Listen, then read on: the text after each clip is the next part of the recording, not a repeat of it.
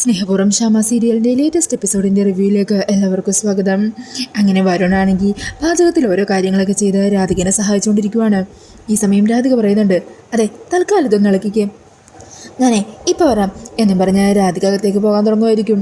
പെട്ടെന്നുണ്ടോ അടുക്കളയിൽ ആരോ നിന്ന് തേങ്ങ ചിരണ്ടുന്ന ഒച്ചയേക്കുന്നത്. അങ്ങനെ രാധിക അടുക്കളയിൽ ചെന്ന് നോക്കുമ്പോൾ ജയപ്പാടത്ത് മുത്തശ്ശി അവിടെ തേങ്ങ ചിരണ്ടിക്കൊണ്ടിരിക്കുവാണ്.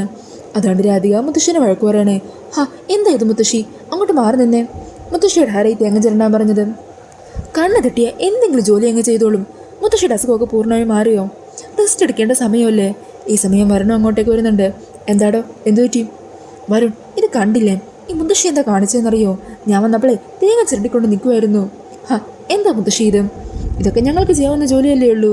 എടാ മോനെ, എത്ര നേരമൊന്ന് വരുതിയാ നിങ്ങളെല്ലാവരും അവിടെ കഷ്ടപ്പെട്ട് പണിയെടുക്കുന്നത് നോക്കി നിൽക്കുന്നത്? എന്നെക്കൊണ്ട് ചെയ്യാൻ പറ്റുന്ന ചെറിയ കാര്യമെങ്കിലും ഞാൻ ചെയ്ത് സഹായിക്കാമല്ലോ എന്ന് വിചാരിച്ചു. മുത്തശ്ശി ഇങ്ങോട്ട് വന്നേ എന്നും പറഞ്ഞ് മുത്തശ്ശിനെയും കുട്ടി വരുണിൻ്റെ അധികം നേരെ ഡൈനിങ് ഏരിയയിലേക്ക് ചെല്ലുവാം. മുത്തശ്ശി ഇവിടെ ഇരിക്കും. അതെ മുത്തശ്ശിക്ക് തോന്നുന്നുണ്ടോ ഞാനും രാധികയൊക്കെ ഇത് കഷ്ടപ്പെട്ടാ ചെയ്യുന്നതെന്ന്? ഞങ്ങൾ സന്തോഷത്തോടെയല്ലേ ഈ ജോലിയൊക്കെ എടുക്കുന്നത്, അത് നമുക്കും കൂടി വേണ്ടിയല്ലേ മുത്തശ്ശി? ഈ സമയം മുത്തശ്ശി പറയുന്നുണ്ട്, അതൊക്കെ ശരിയാ മക്കളെ, എന്നാലും നിങ്ങളിങ്ങനെ രാവെന്നോ പകലെന്നോ ഇല്ലാതെ കഷ്ടപ്പെടുന്നത് കാണുമ്പോൾ മുത്തശ്ശിനെ കൊണ്ട് വെറുതെ ഇരിക്കാൻ പറ്റുന്നില്ല. മുമ്പായിരുന്നെങ്കിൽ എന്താവശ്യത്തിനും കഴിഞ്ഞൊടിച്ചു കഴിഞ്ഞാൽ നടത്തി തരുന്ന രീതിയിലുള്ള സാഹചര്യം ഉണ്ടായിരുന്നു, കൈ നിറയെ പണം ഉണ്ടായിരുന്നു. എന്നാൽ ഇപ്പോൾ മുത്തശ്ശിയുടെ കൈകൾ ശൂന്യമാണ്. അപ്പോൾ നിങ്ങൾക്ക് വേണ്ടി ഇങ്ങനെയുള്ള ചില കൊച്ചു കൊച്ചു സഹായങ്ങളല്ലേ ഈ മുത്തശ്ശിക്ക് ചെയ്തു തരാൻ പറ്റൂ. ഈ സമയം രാധിക പറയണേ, എൻ്റെ മുത്തശ്ശി ഞങ്ങളുടെ കൂടെ ഉണ്ടെങ്കിൽ തന്നെ ഞങ്ങൾക്ക് നല്ല സന്തോഷവും നല്ല ആത്മധൈര്യവും ഉണ്ട്. അല്ലാതെ മുത്തശ്ശി ഇതുപോലെ ജോലിയെടുത്ത് സഹായിക്കുകയൊന്നും വേണ്ട. ഞാനും വരണമൊക്കെ ഒത്തിരി സന്തോഷത്തോടെ തന്നെ ഇവിടുത്തെ ഓരോ കാര്യങ്ങളും ചെയ്യുന്നത്. ഞങ്ങൾക്ക് ഈ ജോലികളൊന്നും ഒരിക്കലും ഒരു ഭാരമായിട്ട് തോന്നിയിട്ടില്ല. നമ്മൾ കഷ്ടപ്പെടുന്നത് എന്തിനാ? നമ്മുടെ നല്ല ജീവിതത്തിന് വേണ്ടിയിട്ടല്ലേ. അതോർക്കുമ്പോൾ ഒരു കഷ്ടപ്പാടും തോന്നില്ല മുത്തശ്ശി.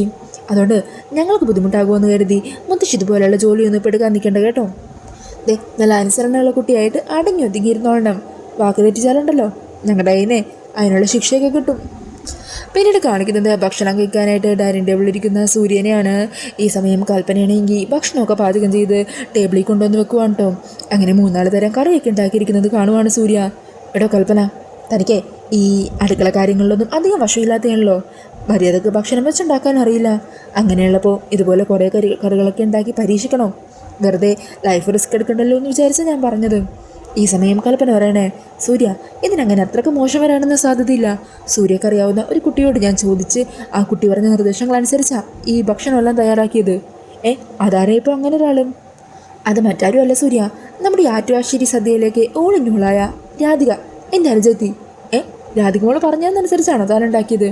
എന്നാൽ പിന്നെ ഒരു സംശയമില്ല, പേടിക്കേണ്ട കാര്യമില്ല, എല്ലാത്തിനും അസല് രുചിയായിരിക്കും. ഓ അത് ശരി, അനിയത്തി പറഞ്ഞു തന്ന രീതിയിൽ പാചകം ചെയ്തെന്നറിഞ്ഞപ്പോൾ എന്താ ഒരു സന്തോഷം. ഇപ്പോൾ ഒരു സംശയമില്ല അല്ലേ? സൂര്യ കഴിച്ചു നോക്കിയിട്ട് അഭിപ്രായം പറയണം. അന്നേരം സൂര്യ പറയണേ, എടോ താനും കൂടി ഇരിക്കേ, നമുക്ക് ഒരുമിച്ച് ഭക്ഷണം കഴിക്കാം. അത് വേണ്ട, അച്ഛനും അമ്മ ഭക്ഷണം വിളമ്പി കൊടുക്കുമ്പോൾ അമ്മ ഇവിടെ നിൽക്കാറല്ലേ ഉള്ളൂ. അതുപോലെ വരുണിന് ഭക്ഷണം വിളമ്പി കൊടുക്കുമ്പോൾ രാധിക ഇതുപോലെ തന്നെയാണ് ചെയ്യുന്നത്. എടോ വരുണിൻ്റെ രാധിക ഒന്നിച്ചിരുന്ന് ഭക്ഷണം കഴിക്കാറില്ലേ? അതൊക്കെ താൻ കണ്ടിട്ടില്ലേ? നമ്മളായിട്ട് ഇതുപോലുള്ള രീതിയൊന്നും ഉണ്ടാക്കണ്ട. ദാമ്പത്യ ജീവിതത്തിലെ ഭാര്യക്കും ഭർത്താവിനും തുല്യാവകാശമല്ലേ, പിന്നെ എന്തിനാ ഇങ്ങനെയൊക്കെ? താനിവിടെ വന്നിരുന്നേ കൽപ്പനെ എന്ന് പറഞ്ഞ് കൽപ്പനയെ പിടിച്ചിരുത്തി ഒരു പ്ലേറ്റ് വെച്ച് കൽപ്പനക്കും ഭക്ഷണമൊക്കെ വിളമ്പി കൊടുക്കുവാണ്ടോ സൂര്യ.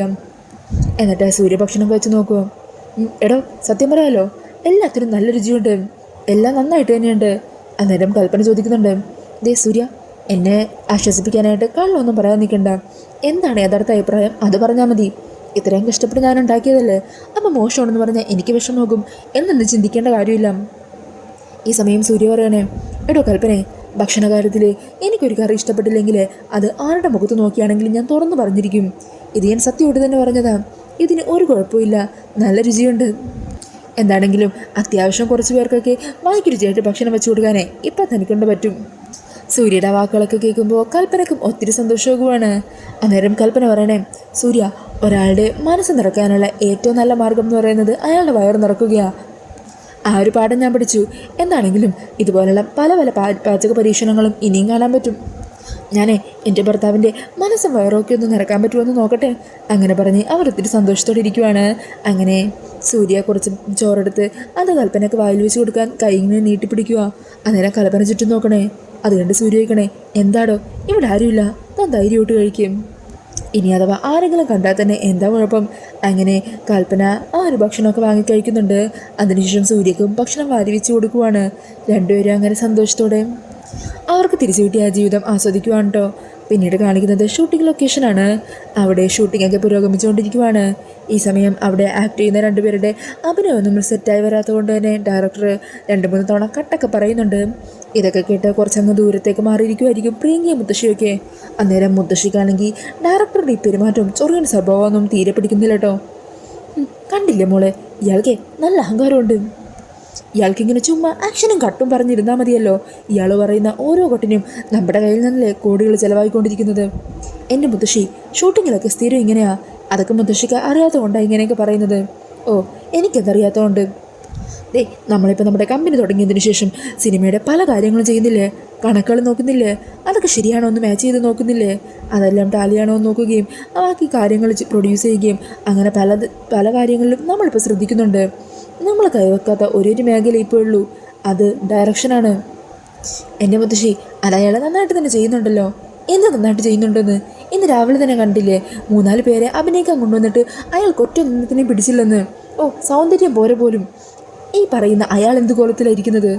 എൻ്റെ മുത്തശ്ശി അയാൾ എങ്ങനെയായാലും എന്താ, നമ്മൾ ടി വിയിൽ കാണുന്നത് അഭിനയിക്കുന്നവരല്ലേ? പിന്നെ അതൊക്കെ ചെയ്യുന്നത് നല്ല കാര്യം തന്നെയല്ലേ? നമ്മുടെ സിനിമക്ക് തന്നെയല്ലേ അതൊക്കെ കൊണ്ട് ഗുണമുണ്ടാവും. എന്ത് ഗുണം? അയാൾ കാണിക്കുന്ന ഓരോ അഹങ്കാരത്തിനും നമ്മുടെ കയ്യിൽ നിന്നാണ് പൈസ പോയിക്കൊണ്ടിരിക്കുന്നത്. അതുമാത്രമല്ല, അയാൾക്കേ മ്യൂസിക്കാരനെ കൊണ്ടുവന്നാൽ അത് പറ്റില്ല, സിംഗറെ കൊണ്ടുവന്നാൽ അത് ശരിയാവില്ല. മൊത്തത്തിലൊരു മുടയാണ് അവന്. അവൻ്റെ ചൊറിയണ സ്വഭാവമൊന്നും എനിക്ക് തീരെ പിടിക്കുന്നില്ല. നമ്മളെ ഇതൊക്കെ നിയന്ത്രിക്കണം. ഡയറക്ഷനിലും കൂടി നമ്മൾ കൈ കഴുത്തണം. അന്നേരം പ്രിയങ്ക പറയുന്നുണ്ട്, എൻ്റെ മുത്തശ്ശി അറിയാത്ത കാര്യങ്ങളൊന്നും ചെയ്യാൻ നിൽക്കണ്ട. നീ എന്താടി പറയുന്നത്? നോക്കിക്കോ, അവനിട്ട് ഞാൻ ഒരു 8 പണി തന്നെ കൊടുക്കുന്നുണ്ട്. ഈ സുകുമാരൻ്റെ അടുത്താണ് അവൻ്റെ കളി. അവനെ ഡയറക്ഷൻ എന്താണെന്ന് ഞാൻ പഠിപ്പിച്ചു കൊടുക്കും എന്നും പറഞ്ഞ് ദേഷ്യത്തിലിരിക്കുന്നുണ്ടോ സുകുമാരി.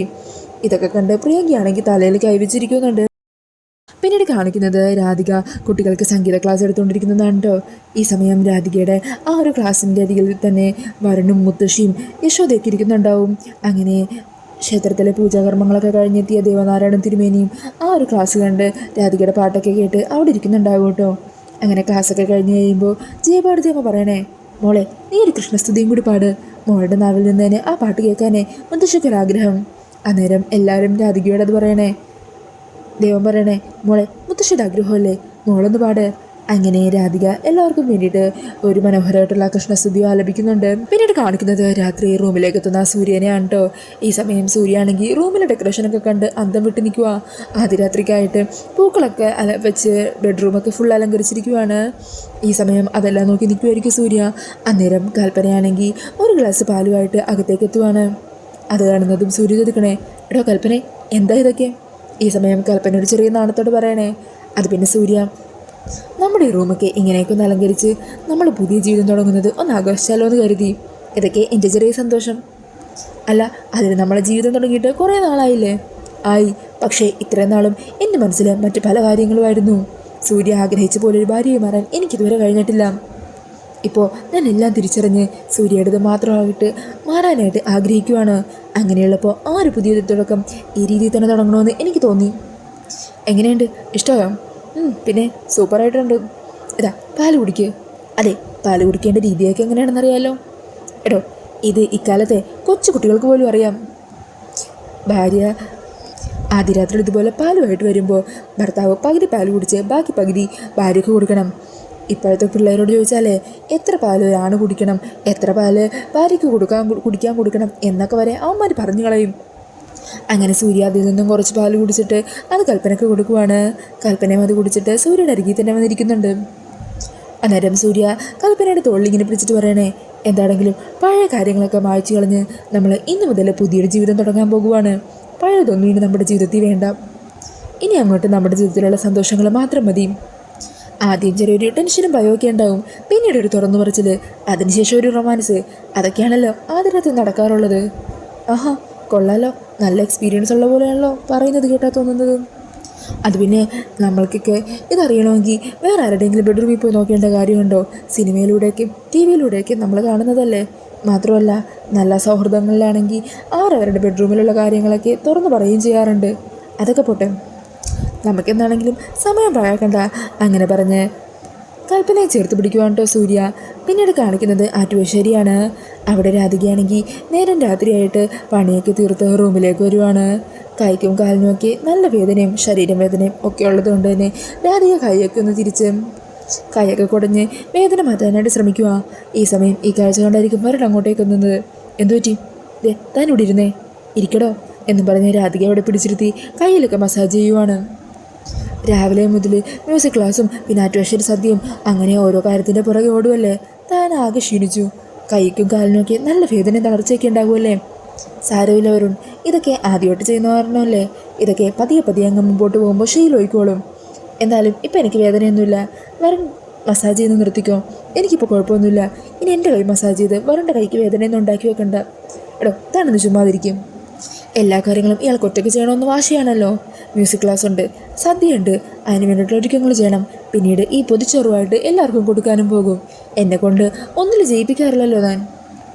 ഈ സമയം രാധിക പറയുന്നുണ്ട്, വരണമെന്നാലും ഈ ഗതിയൊക്കെ വന്നത് ഞാൻ കാരണമല്ലേ. എന്നെ പരിചയപ്പെട്ടതുകൊണ്ടല്ലേ, എന്നെ കൂടിയുള്ള സഹവാസം കൊണ്ടല്ലേ വരുൺ ഇങ്ങനെയൊക്കെ അനുഭവിക്കേണ്ടി വരുന്നത്. എടോ താൻ എന്തു പറഞ്ഞ് എന്തനുഭവിക്കേണ്ടി വരുന്നു എന്നാണ്? ഈ ഒരവസ്ഥയിലായിട്ടും എല്ലാ ദിവസവും ആറ്റുവശ്ശേരി സദ്യ കഴിച്ച് മനസ്സും വയറും നിറഞ്ഞ് ജീവിച്ചു പോകാൻ പറ്റുന്നില്ലേ? ഓ അത് ശരി, എന്തു പറഞ്ഞാലും അപ്പം ഇതുപോലെ ഓരോന്നൊക്കെ പറഞ്ഞ് നിൽക്കാനറിയാം അല്ലേ എന്ന് വരുണോട് ചോദിക്കുക രാധിക. അന്നേരം പറഞ്ഞേ പിന്നല്ലാതെ, അല്ലെങ്കിലേ താൻ എന്നെ എപ്പോഴത്തെ പോലെ അങ്ങ് തോപ്പിച്ച് കളയില്ലേ. അങ്ങനെ വിട്ടുകൊടുക്കാൻ പറ്റില്ലല്ലോ. ഓ അങ്ങനെയാണോ എന്ന് പറഞ്ഞ് രാധിക വരുണിൻ്റെ മടി കിടക്കുവാണ് കേട്ടോ. ഈ സമയം വരുണാണെങ്കിൽ രാധികയുടെ മുടിയിൽ ഇങ്ങനെ പതിയെ തലോടുവാണ്. എന്നിട്ട് രാധികയുടെ നെറ്റിയിലൊരു ഉമ്മ കൊടുക്കുന്നുണ്ട്. അന്നേരം രാധിക ചോദിക്കണേ, ഇതിനൊന്നും ഒരു കുറവുമില്ലല്ലേ, എന്താ വേണ്ടേ? അയ്യോ അങ്ങനെയല്ല, വേണം വേണം, ഇതൊക്കെയല്ലേ ഇപ്പോഴുള്ള ജീവിതത്തിൽ ആകെയുള്ള കുറച്ച് സന്തോഷങ്ങൾ. അങ്ങനെ പറഞ്ഞ് രാധിക വരുണിൻ്റെ കയ്യിൽ ഇങ്ങനെ ചേർത്ത് പിടിച്ച് വരുണിൻ്റെ മടിയിൽ കിടക്കുന്നുണ്ട്. അങ്ങനെ വരുണും ഒത്തിരി സന്തോഷത്തോടെ രാധികനെ ഇങ്ങനെ പതിയെ തലോടിക്കൊണ്ടിരിക്കുവാണ്. അങ്ങനെ ആ ഒരു സീനൊക്കെ കാണിച്ചുകൊണ്ടാണ് കേട്ടോ എപ്പിസോഡ് തീരുന്നത്. പിന്നീട് പ്രമോയിൽ കാണിക്കുന്നത് അവിടെ ആ ഹോസ്പിറ്റലിലെ റൂമിൽ കിടന്നുറങ്ങുന്ന ശ്യാമേനെയും അമൃതനെയാണ് കേട്ടോ. ഈ സമയം ശ്യാമയുടെ ആ റൂമിലേക്കുണ്ടല്ലോ 2-3 നഴ്സുമാർ അങ്ങോട്ടേക്ക് വരുന്നുണ്ട് മരുന്നുമായിട്ട്. അങ്ങനെ അവർ ശ്യാമയ്ക്ക് എന്തോ ഒരു ഇഞ്ചക്ഷൻ വെക്കാനായിട്ട് പോകുവാണ് കേട്ടോ. ഈ സമയം ഇത് കണ്ട് എഴുന്നേൽക്കുന്ന അമൃതയും ശ്യാമയുമാണെങ്കിൽ നേഴ്സുമാരോട് വഴക്കുണ്ടാക്കുവാണ്. നിങ്ങൾ എന്താ ചെയ്യുന്നത്? എന്തിനാ ഈ മരുന്നൊക്കെ എൻ്റെ മേത്ത് കുത്തിവെക്കുന്നത് എന്ന് ശ്യാമ അമൃതയും ചോദിക്കുന്നുണ്ട്. എന്നാൽ അവർ മറ്റൊന്നും പറയാതെ ശ്യാമയുടെ കയ്യിൽ ബലം പ്രയോഗിച്ച് പിടിച്ച് ആ ഒരു ഇഞ്ചക്ഷൻ വെക്കാൻ ശ്രമിക്കുവാണ്. ഈ സമയം അത് തടയാനായിട്ട് അമൃത ശ്രമിക്കുന്നുണ്ടെങ്കിലും അമൃതയും അവിടുത്തെ സെക്യൂരിറ്റിക്കാർ വന്ന് പിടിച്ചു വെക്കുവാണ്. അങ്ങനെ ശ്യാമയുടെ ദേഹത്തേക്ക് ബലം പ്രയോഗിച്ചതിന് ആ ഇഞ്ചക്ഷൻ മുഴുവൻ കുത്തിവെക്കുവാണ് കേട്ടോ. ഈ സമയം ശ്യാമയാണെങ്കിൽ വേദന എടുത്ത് അലറിക്കരയുന്നുണ്ട്. ഇതേ സമയം ഉറങ്ങിക്കിടന്ന രാധികയും പെട്ടെന്ന് അങ്ങ് ഞെട്ടി എഴുന്നേക്കുവാണ്. ശ്യാമ വേദനിക്കുന്നത് രാധികയും തിരിച്ചറിയുന്നുണ്ട്. അങ്ങനെ പരിഭ്രമിച്ചിരിക്കുന്ന രാധികയോട് വരുൺ എന്താണ് കാര്യം എന്ന് തിരക്കുക. ഈ സമയം രാധിക ടെൻഷനിൽ പറയണേ, അത് വരുൺ അമ്മയ്ക്കെന്തോ വല്ലാതെ വേദനിക്കുന്നുണ്ട്, എനിക്കത് ഫീൽ ചെയ്യാൻ പറ്റുന്നുണ്ട്. എടോ ജീവനെ പോലെ ചേർത്ത് പിടിച്ചിരുന്ന മോളെ നഷ്ടപ്പെട്ടിരിക്കുകയല്ലേ അമ്മക്ക്. അങ്ങനെയുള്ളപ്പോൾ ആ അമ്മയുടെ മനസ്സ് വേദനിക്കില്ലേ? അമ്മയുടെ കാര്യത്തെക്കുറിച്ച് ഓർത്ത് തൻ്റെ മനസ്സാകെ വല്ലാതെ വിഷമിച്ച് നീറിയിരിക്കുവാണ്. അതുകൊണ്ടാണ് തൻ്റെ മനസ്സിലേക്ക് ഇങ്ങനത്തെ ചിന്തകളൊക്കെ വരുന്നത്. താൻ കിടക്ക്, സമാധാനത്തോടെ കിടന്നുറങ്ങ് എന്നും പറഞ്ഞ് രാധികയെ ഒരുവിധം പറഞ്ഞ് സമാധാനിപ്പിച്ച് കിടത്തി ഉറക്കുവാണ് കേട്ടോ വരുൺ. പിന്നീട് കാണിക്കുന്നത് ചന്ദ്രശേഖരനും അവിടുത്തെ മെൻ്റൽ ഹോസ്പിറ്റലിലെ ഡോക്ടറും കൂടി സംസാരിക്കുന്നതാണ്. അങ്ങനെ ശ്യാമക്ക് ഇഞ്ചക്ഷനൊക്കെ കൊടുത്ത കാര്യവും അവിടെ അമൃത ഉണ്ടാക്കിയ പ്രശ്നങ്ങളെക്കുറിച്ചൊക്കെ പറയുന്നുണ്ട് കേട്ടോ അയാൾ. അന്നേരം ചന്ദ്രശേഖരൻ പറയണേണ്, ഗായിക ശ്യാമേനെ കൊല്ലണോ അതോ വേണ്ടയോ എന്നുള്ള കാര്യത്തിൽ പോലും ഞാൻ തീരുമാനിച്ചിട്ടില്ല. പക്ഷേ കൂടെയുള്ളവളുടെ കാര്യം അങ്ങനെയല്ല. അവളിനി ഒരു ശല്യമായിട്ട് നിന്നാൽ അവളെ അങ്ങ് ഇല്ലാതാക്കിയേക്കും. തടസ്സമായിട്ട് നിൽക്കുന്നതൊന്നും ഇനി ചന്ദ്രശേഖരൻ വെച്ച് പൊറപ്പിക്കാൻ പോകുന്നില്ല. അങ്ങനെ പറഞ്ഞു നിൽക്കുന്ന ചന്ദ്രശേഖരനെയാണ് കേട്ടോ പ്രൊമോയിൽ കാണിക്കുന്നത്. അപ്പോൾ ഈ ഒരു റിവ്യൂ ഇഷ്ടമായിട്ടുണ്ടെങ്കിൽ മറക്കാതെ വീഡിയോ ഒന്ന് ലൈക്ക് ചെയ്യണേ. ഇതുപോലുള്ള കൂടുതൽ റിവ്യൂസിനായിട്ട് ഈ ചാനലൊന്ന് സബ്സ്ക്രൈബ് ചെയ്തും കൂടി സപ്പോർട്ട് ചെയ്യണേ. താങ്ക്